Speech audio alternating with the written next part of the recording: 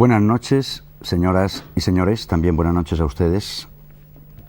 Hoy en la tabla redonda, invitados para hablar sobre el símbolo y su fuerza. Ustedes saben que cuando alguien ha querido destruir un pueblo, una cultura, una civilización, ha abolido sus símbolos. Pero la historia demuestra que cuando un símbolo nace, otro muere, y cuando uno muere, otro nace. El hombre instintivamente tiende a él porque el símbolo, es el único lenguaje con el que puede comunicarse con lo trascendente. La fuerza del símbolo radica en la inevitable atracción que ejerce por lo que en él se oculta y se manifiesta a un tiempo. Quienes desconocen el poder del símbolo son ignorantes del espíritu. Y quienes olvidan su fuerza, moralizan la vida en un intento de convertir en símbolo la letra muerta. Luis Racionero es urbanista, es escritor, y lo primero que quiero comentar con él es si estamos en tiempos de hablar de mitos, de mitología, de ritos, de simbología. Bueno, estamos en un tiempo bastante materialista. Lo que pasa es que, por la ley de los contrastes de la dialéctica, precisamente porque se pone tanto énfasis en los aspectos exteriores, y como ya sabemos que no solo de pan vive el hombre, pues hay como una necesidad reprimida de lo simbólico, de lo trascendente. Hay lo que Juan Ramón Jiménez llamaba el inmortal anhelo. Y eso es comunicar con una realidad trascendente que no se puede expresar ni en palabras, ni racionalmente, ni científicamente. Y entonces tiene que buscar su refugio para expresarse en el arte, en la mitología y en los símbolos, que son el gran lenguaje de la imaginación y del espíritu. ¿Tú cómo definirías el mito? Bueno, el mito es como la historia fundacional de una cultura, como la narración de unos hechos magistrales que marcan a toda una sociedad. Entonces hay el mito de Dédalo, que representa el señor que con la tecnología quiere alcanzar el sol y se le funden las alas y cae. Es una parábola de algo que puede ocurrir. O hay los mitos fundacionales, pues como el de Roldán, el del Mío Cid, el de Gilgamesh. ¿El mito es algo que puede ocurrir o refleja algo que en realidad ocurre y que está ocurriendo en el interior de la gente, de las personas? Bueno, las dos cosas. Es lo que decía Oscar Wilde, que la naturaleza sigue al arte. El mito es más verdad que la propia realidad, porque es la realidad destilada y quintaesenciada. Es el pozo de muchas ocurrencias repetidas y que se toman en su aspecto más fundamental, en su estructura, y entonces eso se convierte en una narración válida para muchos casos. Por ejemplo, el caso del viaje del héroe, ¿no? El hombre o el niño que sale de casa, se pierde en el bosque, encuentra a los enanos y los elfos que lo despistan, luego la lucha con el dragón, libera a la doncella, vuelve. Esta estructura del mito, de la narración, es paradigmática y sirve en todas las culturas, en todas las épocas, y uno se la puede aplicar a su caso, en las circunstancias en que está. ¿Qué añade el símbolo al arte, el símbolo a la vida también? Bueno, el arte es el lenguaje de las emociones. En arte se dice lo que no se puede decir con la ciencia, que es el lenguaje de la razón. Y para modular las emociones, para expresarlas, para transmitirlas, pues se necesita el símbolo, que en poesía sería una metáfora. Y en pintura o en las artes plásticas, pues es lo que llamamos el símbolo.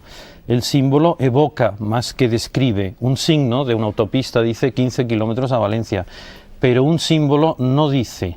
Es mucho más lo que no dice que lo que dice. Lo que oculta que lo que manifiesta. Exactamente. Por tanto, evoca. Y de esta manera despierta en nosotros una serie de resonancias en el interior, bueno, que Jung explicó muy bien por el tema de los arquetipos, que llevamos dentro de nosotros como una memoria genética, como unos instintos de la imaginación, que son unos arquetipos fundamentales, pues el del dragón, el de la madre araña, el de la lucha, el de el padre, el de la doncella, bueno, todos estos arquetipos de sobras conocidos, y que son los que el símbolo despierta dentro de nosotros y provoca una transformación. La pintura simbolista daba mucha importancia al mito. para ir entrando en materia, en la materia que vamos tratando esta noche, vamos a recordarlo en este reportaje de Paz Carrillo de Albornoz. Los términos simbolismo y simbolista son acuñados en Francia el año 1886 con el valor de escuela o grupo representado en lo literario por Baudelaire y Mallarmé. En pintura, el simbolismo, más que una tendencia, fue una concepción del mundo que, frente al impresionismo, proponía revestir las ideas con una forma sensible, ya que lo fundamental no es el objeto, sino la idea a percibir por el sujeto. Fue una reivindicación de la imaginación que allanó el camino al modernismo. Resulta lógico, pues, que se potencie la evasión, el ensueño y la evocación, y que prime en sus temas lo mítico, lo mágico y lo secreto. Albert Augier acuñó esta pintura como idealista, simbolista, sintética, subjetiva e ideísta. Odilon Redon es su más genuino representante, contemporáneo de Cézanne, Monet y Renoir. Consideraba a los impresionistas verdaderos parásitos del objeto por atenerse al campo únicamente visual, ignorando la luz de la espiritualidad. Precursor de la concepción quimérica del surrealismo, sabe evocar tanto el mundo real como el irreal, tratando de crear un nuevo lenguaje descriptivo y sugerente a través de la imaginación y la fantasía. Pinta negros a carboncillo, acuarela y, a partir de 1900, óleo y pastel, principalmente jarros con flores. Gustave Moreau, también representativo de la época, es un pintor hermético que se reveló como un gran educador. Extrae sus temas de fuentes arqueológicas y literarias y representa a la mujer como ser fatal, perversa e inocente a la vez, seducido tal vez por el Renacimiento italiano y el arte oriental. En otra línea se sitúa Puvis de Chavannes, maestro muralista, heredero del arte de Delacroix. Su pintura es decorativa y sobria, símbolo de un mundo estable y armonioso. Participó en la decoración del Panteón de París, así como en bibliotecas y ayuntamientos. Eugène Carrier, olvidado hoy, fue el mayor intimista de su generación. Redon, Moreau, Puvis de Chavannes, Carrier y otros más apostaron por la modernidad, por bañarse en el éter, explorar el firmamento de las ideas y las esferas de los símbolos.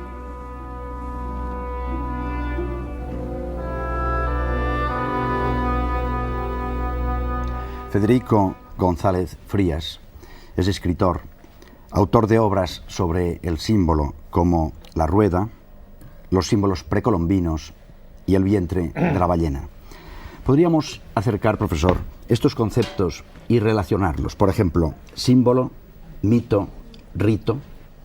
Bien, el mito, como bien ha dicho Luis, es ejemplar, es arquetípico y se da en todas las culturas y son ellas las que las estructuran, ¿no?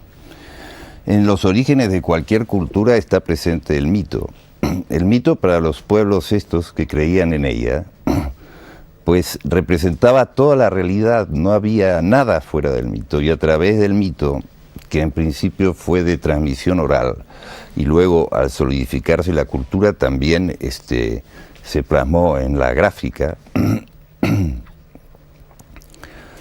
es, como decía, todo para ellos, ¿verdad? Y pues está cargado de una energía especial que no solamente transmite conocimientos de una manera didáctica, sino también que promueve, ¿no es cierto?, la realización del mito entre los mismos que participan de él. O sea, en una historia ejemplar, también arquetípica, en la que todas las cosas del mundo fueron, o sea, todos los mitos son de orígenes y todos los mitos son cosmogónicos, es decir, se refieren a la cosmogonía, a una visión, a una manera de comprender la creación, que es la mayor de los símbolos, ¿verdad? La creación entera, la creación universal, es la manifestación más grande, ¿no es cierto?, de un gesto creador, ¿verdad? Vamos a concretar, ¿qué es un símbolo? Bueno, está difícil la pregunta. En primer lugar, pues a un nivel podemos ver que el símbolo es un medio de comunicación, ¿no? Es decir, la misma palabra símbolo deriva del griego y es en principio la comunicación entre dos partes de una misma medalla que las dos personas que la poseían. Entonces, esto nos está diciendo a un nivel lo que es el símbolo. Ahora bien, también toda la realidad se da a distintos niveles, ¿no es cierto? Entonces el símbolo también tiene niveles de lectura. Lo que es una simple comunicación y aún una convención, como en el caso de la señal de tránsito, tiene un nivel de lectura, ¿verdad? Pues la alegoría tiene otro nivel de lectura. El símbolo tradicional es en realidad la expresión de algo que está por detrás de él y que al mismo tiempo lo ha conformado, ¿no? Entonces, como los símbolos son análogos, como estas dos partes de la medalla, algo de la energía de lo que falta, sí, se lo puede dar en el momento. Lo está brindando, sí. Es decir, que se va de lo conocido, del gesto creacional cualquiera que fuere, a lo desconocido, es decir, de un lenguaje a un metalenguaje. Yo no sé si... Algo que está así, sí, algo que oculta al mismo tiempo que lo manifiesta y lo manifiesta al mismo tiempo que lo oculta, como hemos dicho al principio. Y podríamos hablar de un código de símbolos. ¿Existe ese código de símbolos? Es claro, los símbolos, como cualquier estructura de tipo arquetípico, siempre se dan de maneras en órdenes, ¿verdad? Configuran esquemas, ¿no es cierto? Dos ejemplos claros de lo que me preguntas, es decir, si se dan en conjuntos los símbolos, son la aritmética y la geometría, ¿verdad? Y esos dos símbolos son netos de una concepción, ¿verdad?, simbólica, y desde luego que están expresando no solamente términos cuantitativos o un nivel de lectura primario y literal, sino también otras cosas, ¿no? En este breve documental que les vamos a ofrecer ahora mismo, van ustedes a conocer algunos símbolos y algunos significados de ellos mismos. Lo ha realizado Félix Angulo con ayuda de José Olives y el Centro de Estudios de Simbología de Barcelona. Veámoslo.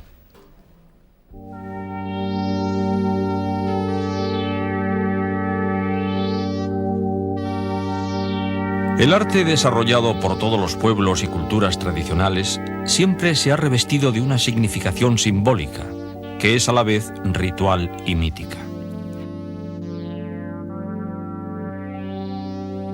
Para estas culturas, el símbolo constituye el medio más adecuado para representar su visión del mundo, su cosmogonía, visión que siempre responde a una concepción completamente sacralizada de la existencia.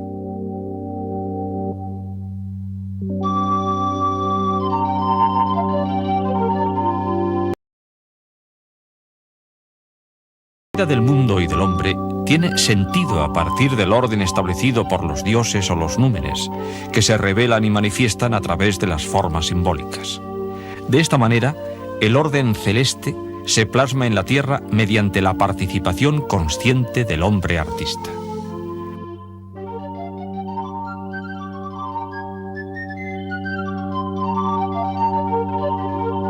Para los pueblos tradicionales, el arte es simbólico porque solo el símbolo, con su poderosa capacidad de síntesis, es capaz de sugerir, expresar y vehicular la realidad de lo sagrado, la que ha generado todas las posibilidades de las artes plásticas, escultóricas y arquitectónicas.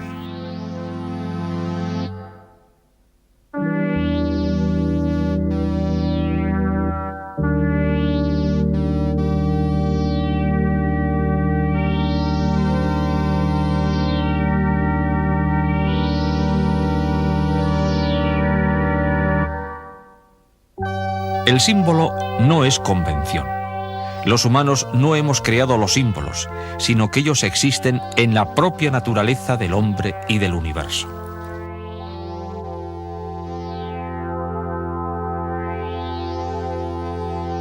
El símbolo es el intermediario entre lo conocido y lo desconocido. Por las imágenes y los símbolos, el hombre toma conciencia de su ser en el mundo, es decir, que por ellos esa conciencia se conforma y entonces se hace posible el conocimiento.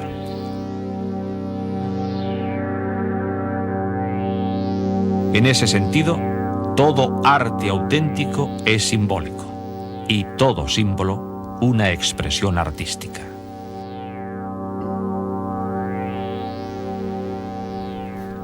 Federico González Frías, uno de los títulos de los libros que usted ha escrito es La Rueda. Aquí ustedes han visto muchos círculos, muchas esferas. Y es que la rueda, la esfera, el círculo, es uno de los símbolos genéricos más importantes para el tema que estamos hablando, de los símbolos. La rueda, ¿qué es la rueda?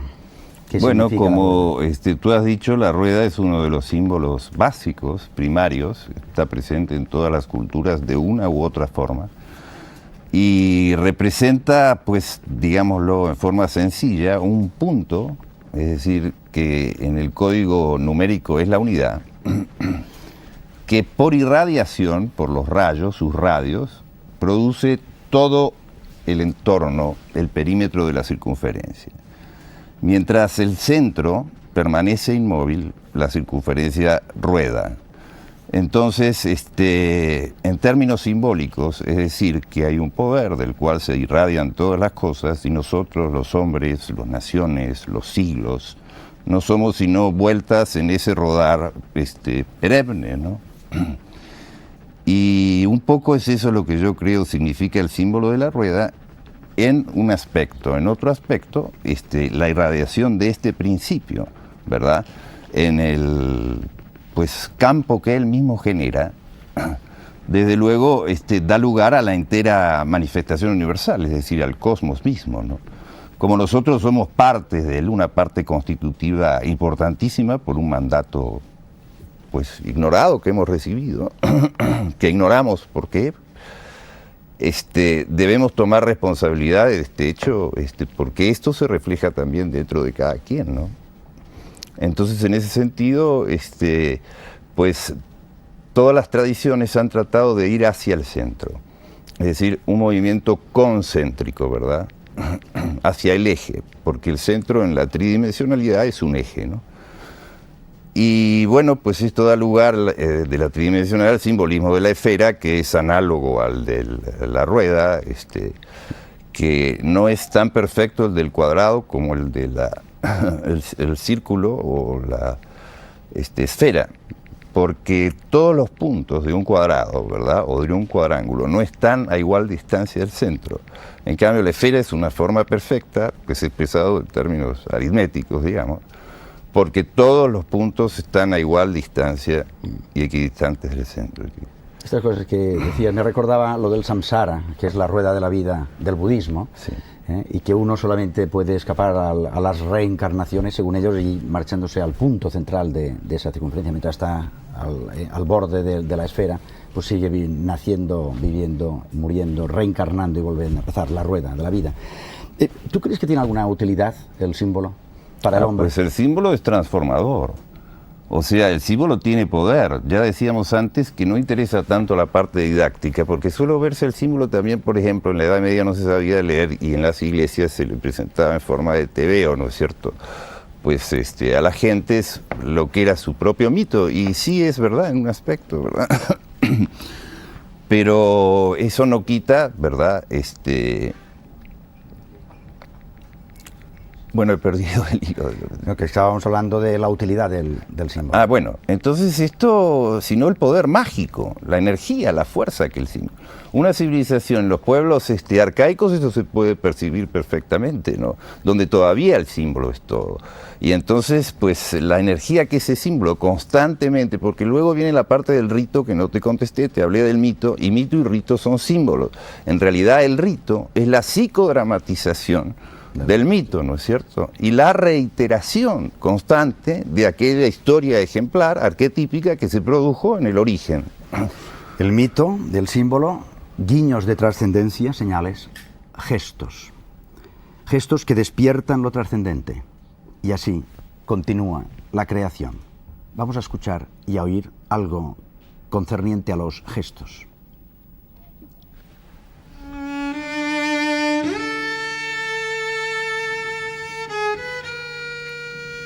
Bajo la luna delgada,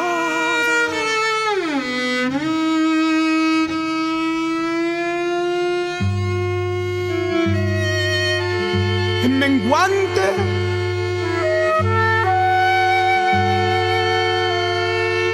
boga la góndola de oro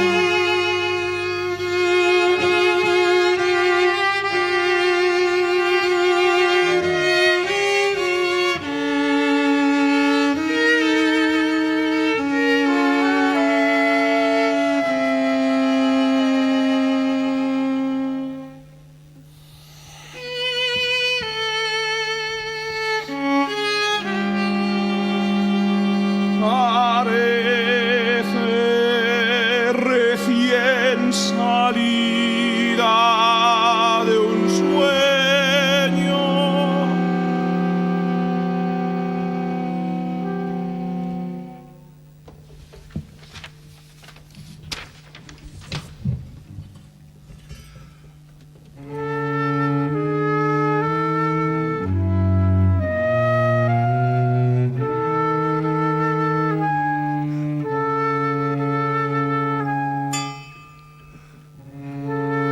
La embarcación lleva vela blanca con un adorno de colores claros.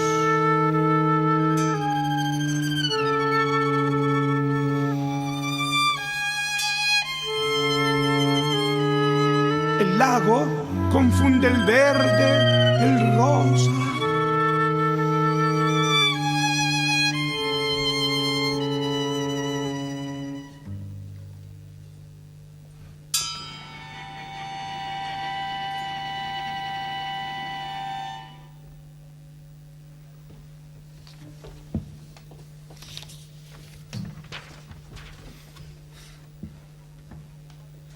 Queda en la orilla un hombre.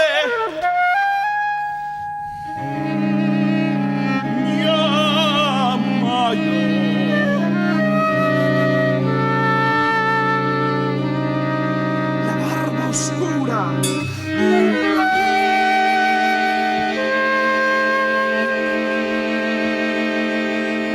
Un niño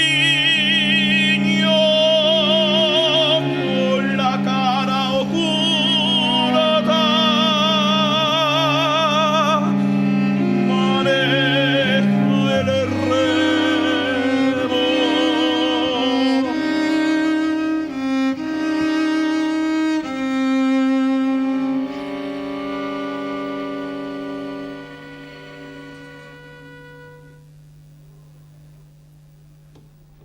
Vamos a recordar que al final del programa pondremos gestos, porque esto era justamente para el final del programa y no para el momento en que ha salido.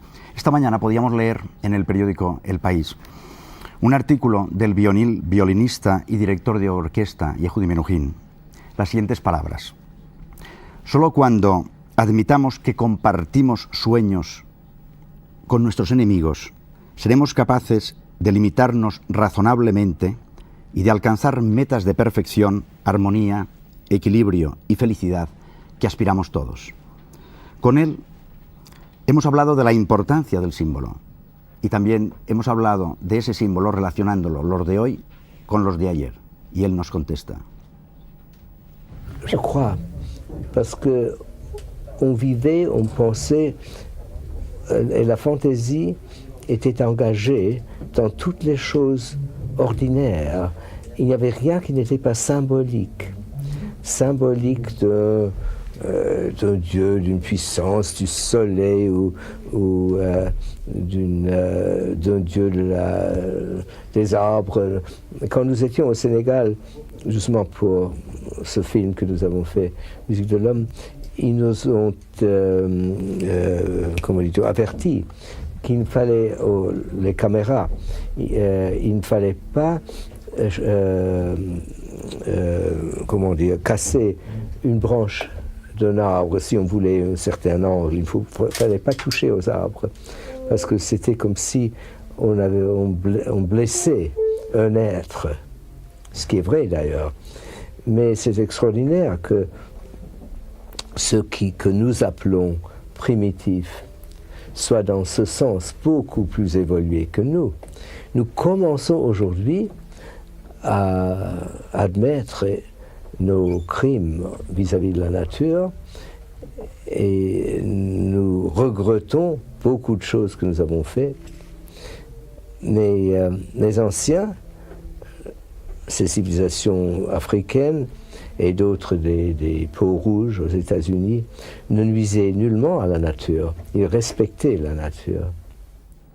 Y seguimos hablando con Yehudi Menuhin. A través del dominio de la técnica, de la burocracia, de lo crematístico, el hombre se ha perdido respeto a sí mismo. Pieza casi insensible de una máquina, se lanza al futuro mecánicamente como el suicida al abismo. Y ante estos pensamientos, Yehudi Menuhin continuaba su reflexión. Vous avez absolument raison. Je crois que nous devrions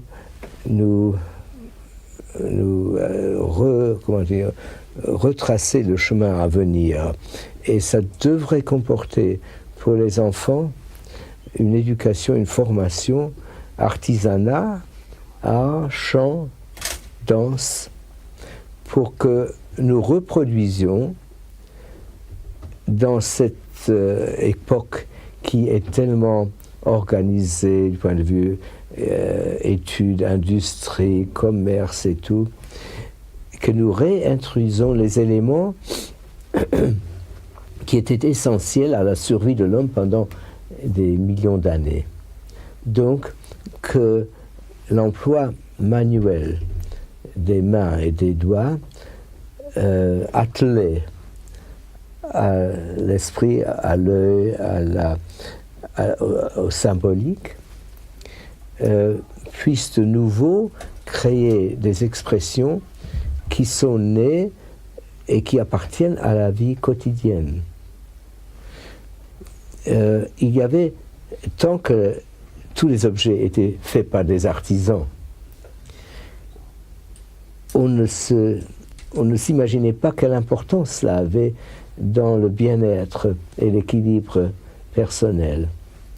Mais aujourd'hui, nous avons des catégories de nouveau. La musique, le théâtre, c'est ornement. Si on a assez de temps libre et d'argent pour acheter un billet, alors c'est un luxe. Autrement, on travaille dans le bureau, la fabrique, ou n'importe comment.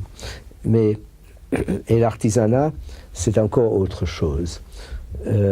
Tandis qu'il y a des degrés d'activité qui embrassent l'ensemble de ces expressions de l'homme, de la femme, de l'enfant. Et d'ailleurs, je trouve que c'est avec l'enfant qu'il faut commencer, aussitôt qu'on peut, en parlant, en chantant, en bougeant, en dansant avec l'enfant. Aussi, là aussi, il y a parents, il y a mère, il y a enfant, il y a... Chaque chose est séparée de l'autre, est isolée. Et alors, nous nous émerveillons qu'il y ait tellement de cas de suicide ou de maladie mentale, parce qu'il y a la maladie mentale aussitôt qu'on n'appartient pas à l'ensemble, aussitôt qu'on est isolé, soit de la famille, soit de ses amis, soit de la nature, soit de soi-même. Esta semana están reunidos los filósofos, algunos filósofos, en el llamado Foro 90 en Murcia, y algunos de ellos han expresado el interés por volver hacia los pensamientos de la filosofía oriental. No sabemos si es que ya están agotadas las ideas en el mundo occidental, pero así se expresaban algunos de ellos. Siguiendo más o menos al hilo de esto que estoy diciendo ahora, Yehudi Menuhin contestaba. Oui, je connais très peu de la philosophie orientale, mais dans leur tradition, ils ont une relation entre les contrastes, entre les opposés que nous manquons. Donc la destruction, la construction, la vie et la mort, ça appartient à l'ensemble. L'une n'existerait pas sans l'autre. La mort est essentielle à la vie. Et autrement, si on vivait tous constamment, le dieu de la création est aussi le dieu de la destruction aux Indes. C'est Shiva, je crois. Alors, quand je suis arrivé aux Indes avec ma femme en 50-51, alors encore, la tradition exigeait que les musiciens allumaient leurs bougies avant de jouer, et qu'il y avait de l'encens qu'on brûlait, et alors qu'on se mettait dans l'ambiance qui était une ambiance dévote. De même avec la danse. Toute chose était religieuse. C'est difficile de croire. Nous savons que les civilisations dites où tout est décidé par des lois établies d'après, dit-on, Dieu. Maintenant, nous sommes devenus tellement arrogants que nous voulons croire que nous pouvons tout faire sans qu'il n'y ait pas de force hors de nous. Peut-être qu'il n'y a pas, je ne sais pas. Mais de toute façon, nous ne pouvons pas dominer la création. Nous pouvons par contre dominer la destruction. Nous pouvons tuer, mais la médecine déjà aide beaucoup, mais toujours ça a fait. Mais nous ne pouvons pas créer la vie. La seule création que nous pouvons vraiment créer, c'est l'art. C'est la seule chose. Et c'est pour ça, c'est essentiel. Nous devons être très humbles, ne pas imposer la mort à d'autres personnes simplement parce que nous ne pouvons pas leur donner de la vie, une espèce comment dit-on, de brutalité qui est née de l'impuissance. Que nace del poder. Ortega y Gasset decía ante la contemplación de la grandeza de las catedrales que no sabía si habían sido construidas para ganar el cielo o para no perder la tierra. Santiago Sebastián, catedrático de arte, escritor, el último libro es El Barroco en Iberoamérica. ¿Se olvidó Ortega del mensaje simbólico que encierran las catedrales? ¿Por qué los templos cristianos tienen tal carga de simbolismo? Naturalmente, los templos cristianos, como los de cualquier otra religión, como aquí se ha dicho, al ser el símbolo un lenguaje con lo trascendente, tienen que estar necesariamente, cargados, inmersos en ese lenguaje simbólico que es fundamental para hablar con lo trascendente. Entonces, por lo que respecta al templo cristiano, tenemos nosotros una serie de símbolos que lo hacen fundamental.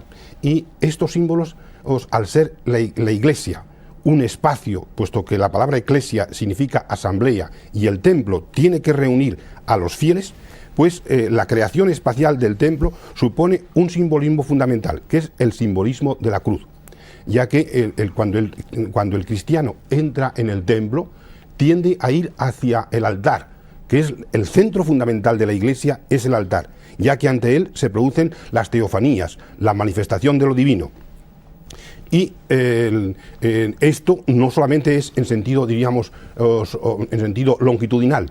También los templos, al ser un espacio, tienen una elevación, y en algunas épocas de la historia del arte, esa elevación, especialmente en el gótico, época que fue, digamos, de un exacerbado sentimiento religioso, hay también un sentimiento ascensional, un sentimiento hacia lo alto, puesto que los templos góticos que se cubren generalmente con bóvedas de arco de medio punto, estos arcos teóricamente se unen en el infinito. Por tanto, hay un contraste direccional hacia el altar y un contraste direccional hacia lo alto, hacia lo ascensional, que es donde se supone que está la divinidad, que está el poder trascendente. Con estas ideas realicemos ahora una breve visita a los templos y a las catedrales que podemos ver en estas imágenes.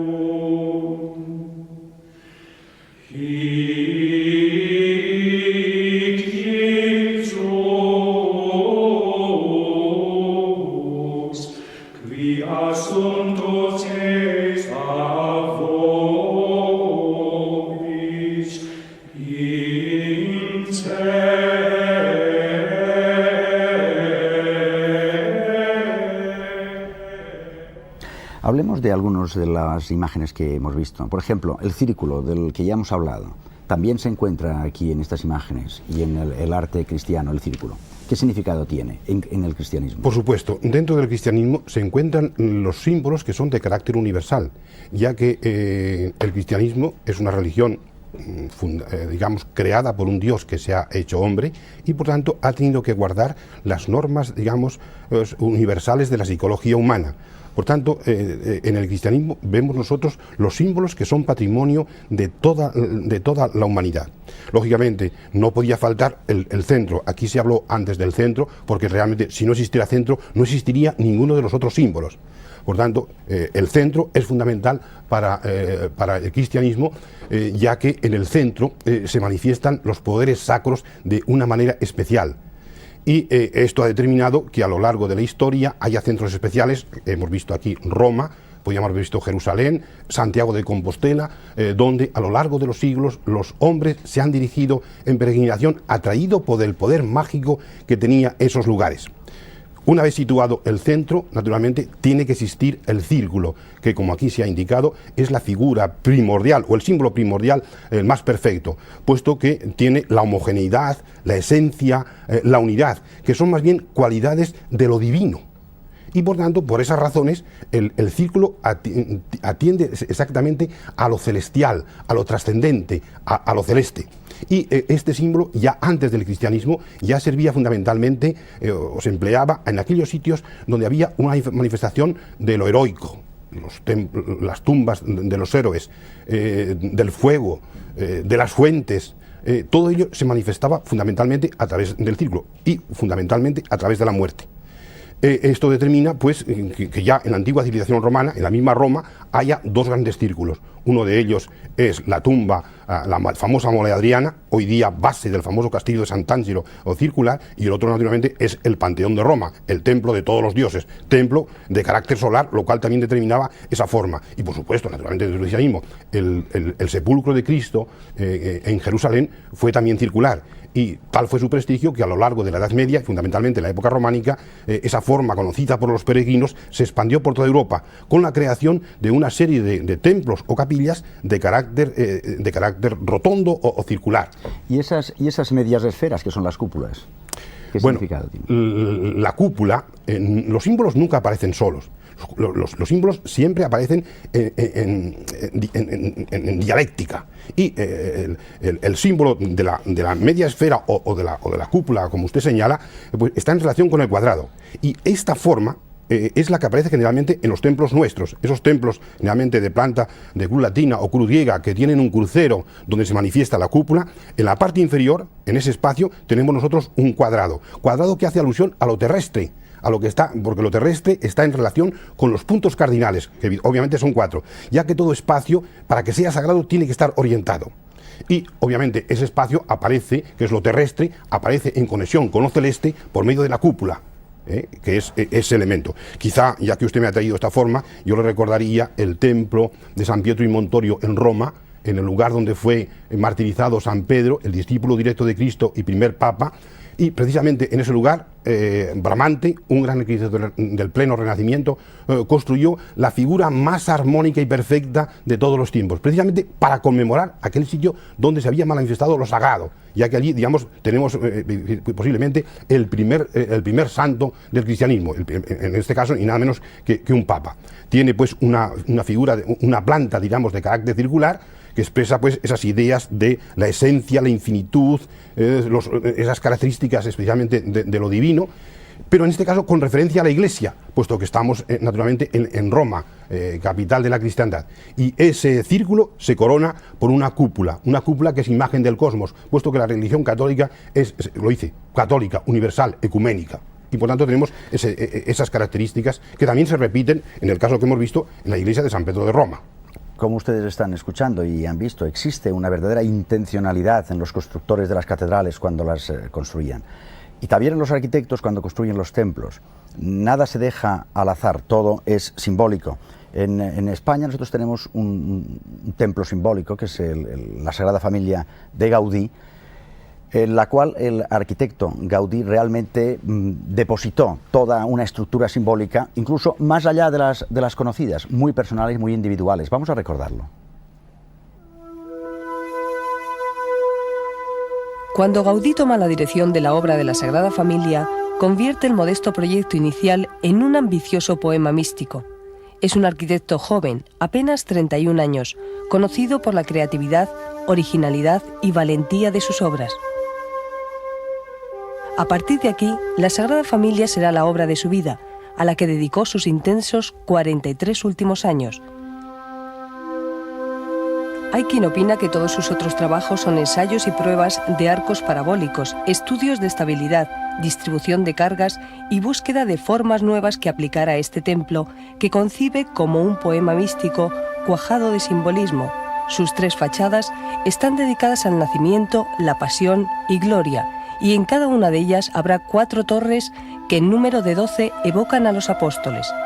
El espacio interior se reparte en 5 naves con un cimborrio central dedicado a Cristo y 4 campanarios en honor a los evangelistas. Una de las torres recuerda a la Virgen María. Pero cuando Gaudí muere en 1926, solamente deja construida la cripta, el ábside, la fachada del nacimiento, la casa del párroco y el recinto provisional de las escuelas. Tal vez lo más llamativo del conjunto sea su estilo de torres rupestres, columnas arborescentes y arcos parabólicos, que viene a ser una modificación del estilo industrial vulgarmente llamado gótico, según explicaba el propio Gaudí, pero cuya rigidez no satisfizo la poesía y el misticismo con que trata de entrar en lo espiritual. Pero también Gaudí aplica su portentosa imaginación al urbanismo cuando Eusebio Güell le encarga proyectar una ciudad-jardín de 60 parcelas y de aire europeo, que en 1922, y ante el evidente fracaso comercial, la familia transfiere al ayuntamiento de la ciudad. Dentro del parque se levantan hoy las obras de infraestructura creadas para los servicios comunes de unas casas que no llegaron a existir. Salva la accidentada topografía del lugar construyendo unos viaductos con materiales del lugar, consiguiendo la perfecta simbiosis con el paisaje. Todo es un prodigio de creatividad: las columnatas, plataformas y escaleras, los bancos ondulantes, los arcos helicoidales, formando un claustro mientras sirve de soporte a los caminos, sin echar en el olvido los bellísimos recubrimientos cerámicos de azulejo fragmentado con los que también este catalán universal fue un adelantado. Luis Racionero, ¿qué quería decir o qué quiso decir Gaudí en su obra La Sagrada Familia? Bueno, a un nivel quiso hacer lo que le encargaron, porque él era un hombre modesto, humilde, que ponía la obra por delante de su nombre y que lo que quería hacer era una iglesia que sirviese. Por eso me parece absolutamente fuera de lugar toda esta polémica que dice que no hay que acabar la Sagrada Familia. Las catedrales siempre se han hecho durante un siglo o más y por tanto Gaudí jamás pensó en que eso tuviera que quedar inacabado solo porque llevara su nombre o porque él la firmara. Él no firmaba, él era un artesano medieval y estaba completamente fuera de su idiosincrasia ese protagonismo y esa soberbia que tienen los autores de ahora, que creen que Gaudí era como ellos, pero no lo era. Entonces es evidente que él lo que quería es que se acabara y por eso dejó maquetas, planos y todo lo que pudo para que la obra continuara y durase lo que tenía que durar. Eso por una parte, o sea que él quería cumplir un encargo que era un templo dedicado a la Sagrada Familia, a un nivel. Pero ahí ya entra su genialidad y su parte, dijéramos, esotérica. Y es que si ustedes se fijan, lo principal de ese templo, casi más importante que la propia nave, son las torres. Y esas torres son unos cilindros con unas viseras agujereadas. Y era porque Gaudí quería instalar ahí unas inmensas campanas tubulares de 30 metros de altura y más. Ahora imagínense lo que podía ser las 15 torres con esas inmensas campanas y sonándolas por percusión para despertar Barcelona cada día. Yo creo que se hubiera puesto a la ciudad en un trip mucho mejor, incluso del que está ahora. Era para despertar a los catalanes. ¿O pensaba que también podía encontrar en el símbolo un símbolo en el sonido? ¿Pensaba él que se producirían unos sonidos especiales? Sí, porque han quedado sus cuadernos de notas y sus estudios sobre este asunto de las campanas. No olvidemos que en la Primera Guerra Mundial había habido ya unos estudios muy peligrosos de ultrasonidos, de armas secretas, tan graves como la propia guerra química, y Gaudí al parecer estaba al corriente de estas cosas.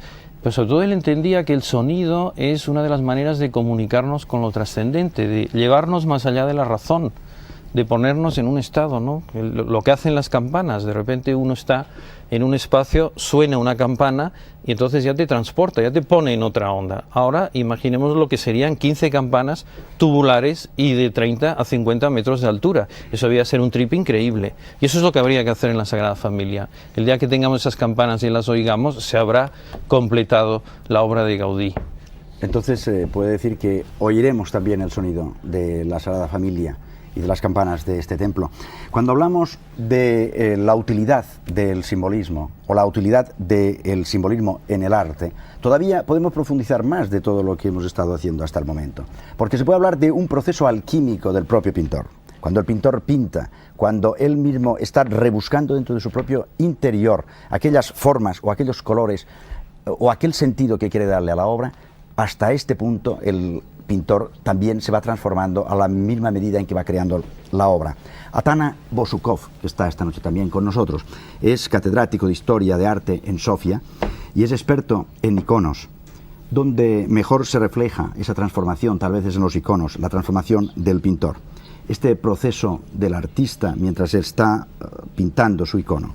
¿Se puede afirmar que este proceso realmente se realiza en el interior, en la espiritualidad del pintor? Да, несомненно. Sí, sin duda alguna. Но мне кажется, что мы должны Sin говорить embargo, не только yo о creo que индивидуальном deberíamos преображении, hablar но и о no solamente коллективном. de esta transformación Можно individual, припомнить, что sino икона не también только de una изображение. transformación, digamos, Она colectiva, подобие porque прообраза. un icono no solo es Она una imagen отражает pictórica, небесного мира, который es una imagen también недоступен нашему del mundo уму, trascendente который доступен que está más allá de nuestra духовного percepción созерцания. racional, que solo podría ser alcanzable con la visión espiritual. И поэтому Y por духовники, и живописцы por ello, los рассматривали pintores икону y los как místicos священнодействие. también siempre han considerado un icono Долгое como время ее писали un прежде всего proceso монахи. sacro, porque durante Так было varios в Византе, años se dedicaban так a было pintar в iconos. России, Los так было в monjes Югославии, lo в hacían Сербии, в en Болгарии. Bizancia, lo hacían en Rusia, en Serbia, en Самые Bulgaria интересные también. иконографические типы, которые Los tipos más существуют, interesantes iconográficos que тысячи лет, existen были y que existen созданы desde по hace заказу, tantos по años, заказу sin embargo, высшего fueron духовенства, creados por по заказу encargo del императорского clero двора. y por el cargo de При los выполнении такой emperadores. почетной задания Y para cumplir con esta tarea, понятно, что que se consideraba como un gran существует honor, и общая экзалтация. por supuesto, para cumplir con esta tarea se Конечно, necesitaba в un действительности estado de это ánimo общая и exaltado, индивидуальная экзалтация, por supuesto, общее individual преображение принимает o, si очень quiere, интересные también индивидуальные colectivo. формы. Claro que esta exaltación adquiere formas muy personalizadas en cada concreto caso. Об этих формах, конечно, можно Y sobre говорить. estas formas podríamos hablar. Подробно они тоже Podríamos интересны. hablar mucho porque son interesantes. Antes de hablar de las formas, de estas que usted estaba diciendo, ahora contemplemos algunos resultados de las obras en los iconos en este reportaje.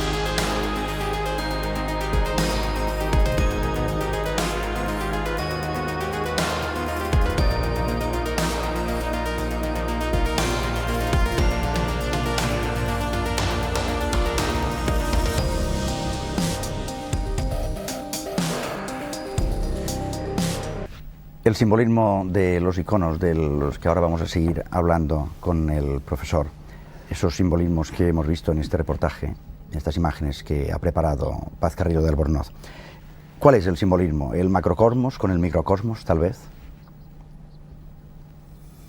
Мне кажется, что можно говорить о Me parece que se puede hablar del simbolismo del microcosmos y del macrocosmos también, porque se unen. Прежде всего, Ante todo, икона включает podríamos hablar de ambos porque cualquier icono comprende los problemas de la cosmogonía, los problemas universales, como su tema principal. Vamos, recordemos lo que dijo el Dios al Moisés: no podrás ver mi rostro. Le dijo, porque no puede un hombre ver mi rostro y seguir viviendo. Поэтому imágenes de Cristo na Y icone por ello, la imagen del Cristo en el icono siempre está relacionado con su transformación, con su aparición como hombre, con su persona humana. Y cuando vemos la imagen del Cristo, al mismo tiempo percibimos los rasgos concretos y también lo universal, lo cosmogónico. Lo mismo puedo decir del icono de la Santísima Trinidad, porque en el sentido estrecho, el icono de la Santísima Trinidad refleja el texto bíblico, el encuentro de los tres ángeles con el Abraham. Pero en la esencia y el contenido de este icono es mucho más interesante y profundo, porque allí justamente se plasma la representación de la divinidad como una figura humana. Aquí vemos el Dios representado como el ángel, que está en el centro de la composición. La Santísima Trinidad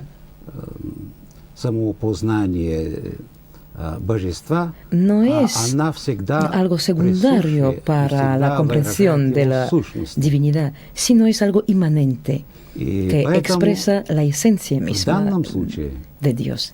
Y por ello, con este icono, en este icono vemos que se trata de una tentativa, de una búsqueda de cualquier manifestación más concreta de